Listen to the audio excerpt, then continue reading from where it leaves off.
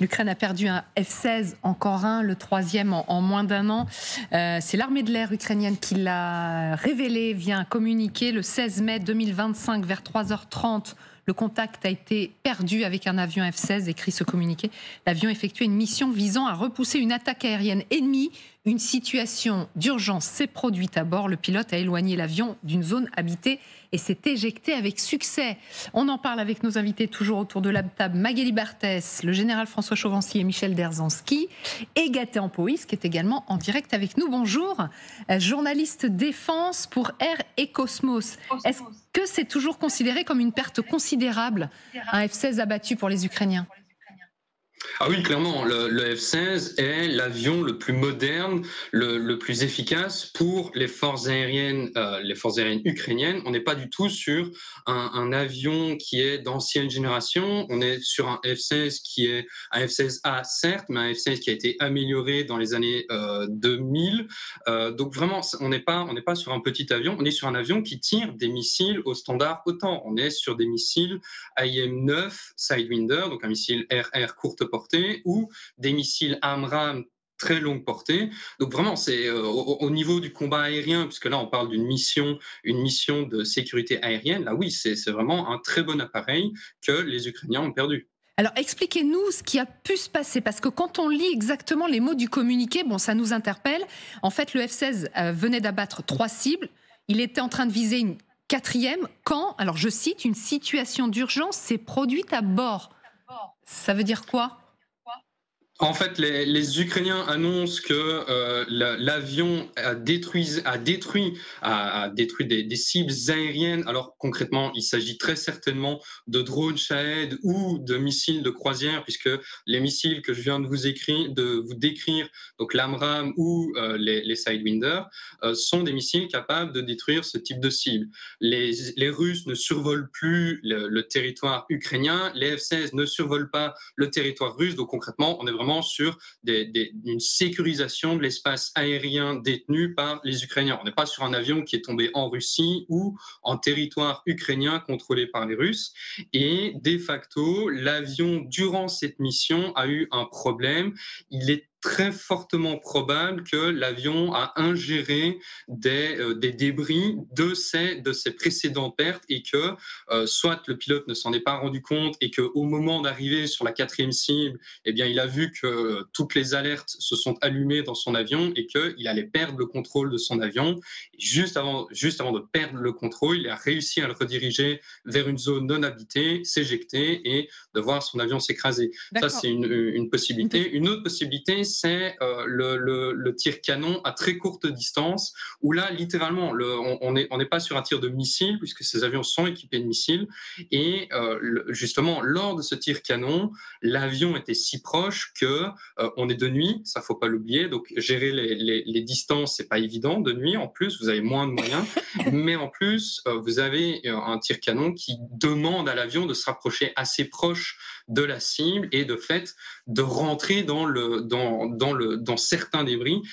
Pourquoi je prends cet exemple avec insistance ? Parce que c'est déjà arrivé en octobre 2022 qu'un MiG-29 Fulcrum ukrainien a justement, dans cette même optique, a détruit un drone Shahed russe et de fait, ces débris ont endommagé son appareil et le pilote a dû s'éjecter. On parle de dommages très sérieux, hein. Vraiment, des débris ont traversé la verrière de l'avion et le pilote avait même fait un selfie où on le voit avec une trace de sang. Son casque avait été même touché. Donc ça peut être très dangereux comme mission. Ça a l'air simple, vous tirez vos missiles, mais une fois que vous n'avez plus de missiles, il faut pouvoir utiliser son canon, mais de ne pas trop se rapprocher et de pouvoir être très vif pour pouvoir éviter les champs de débris. Est-ce que c'est une priorité pour les Russes de détruire les avions de chasse occidentaux ?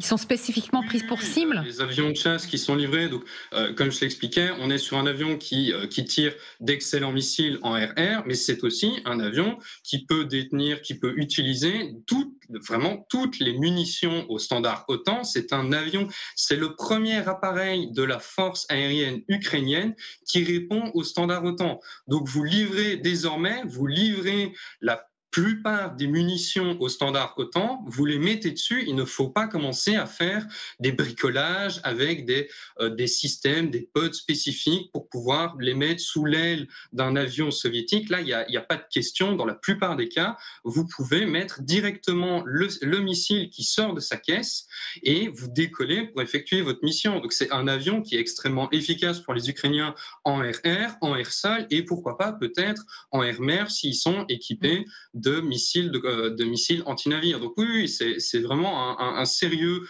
problème pour les Russes, à tel point que les Russes avaient au départ pensé utiliser des avions radars pour les localiser à très longue distance et utiliser des systèmes S-400, donc des systèmes anti-aériens très longue portée. Eh bien, résultat, les Ukrainiens ont effectué, dans le courant des 2 dernières années, des frappes accrues sur ces systèmes et, au passage, ont réussi à détruire deux avions radars russes. Donc, c'est vraiment c'est quelque chose qui est pris très au sérieux par les Russes actuellement. Oui, et alors, si on fait les calculs, ça fait quoi? 3 F-16, j'espère qu'on ne s'est pas trompé, 3 F-16 détruits depuis l'été dernier.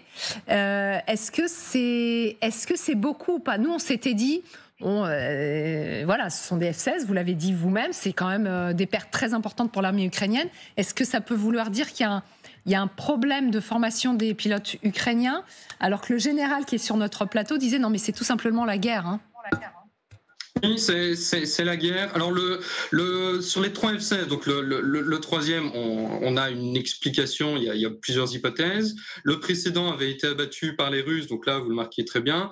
Le tout premier, là il y a quand même l'hypothèse du tir ami. Les Ukrainiens se sont fait assez timides à ce niveau-là. Quand bien même ça arrive, mais dans tous les cas, oui, ce sont des pertes comme les chars Abrams, comme les Léopards, comme les véhicules, les VAB, les véhicules blindés que les Français ont livrés. Donc c'est à chaque fois, on est en guerre, chaque camp perd des systèmes, perd des véhicules et dans ce cas-ci, perd des avions. Ça arrive dans les 2 camps et vraiment, malheureusement, c'est normal, c'est la guerre. Chacun arrive à détruire les systèmes de l'autre ou suite à des défaillances ou suite à des causes humaines, eh bien, vous avez des pertes dans les 2 camps, bien évidemment. Merci beaucoup, Gaëtan Poès, d'avoir répondu à nos questions. Général, est-ce qu'il y a eu un changement dans cette guerre depuis l'arrivée des F-16 du côté ukrainien? Alors, honnêtement, je vous fais remarquer qu'on n'a pas beaucoup d'informations. Non.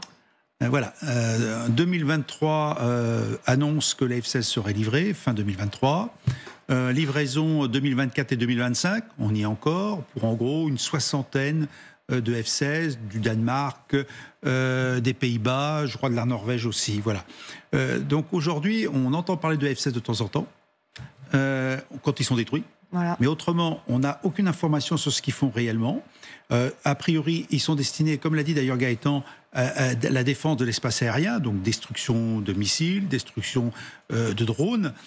Mais en fait, on n'a aucun visuel officiel sur l'état de la flotte aérienne ukrainienne. On ne sait pas combien vraiment d'avions sont arrivés.